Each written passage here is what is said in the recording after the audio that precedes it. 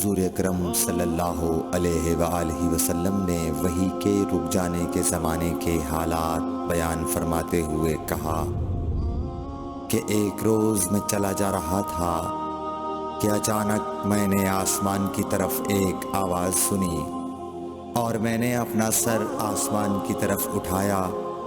کیا دیکھتا ہوں کہ وہی فرشتہ جو میرے پاس غار حرا میں آیا تھا وہ آسمان و زمین کے بیچ میں ایک کرسی پر بیٹھا ہوا ہے۔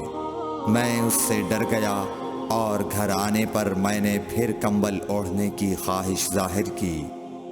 اس وقت اللہ پاک کی طرف سے یہ آیات نازل ہوئیں، اے لحاف اوڑھ کر لیٹنے والے، اٹھ کھڑا ہو اور لوگوں کو عذاب الہی سے ڈرا، اور اپنے رب کی بڑائی بیان کر، اور اپنے کپڑوں کو پاک صاف رکھ اور گندگی سے دور رہ۔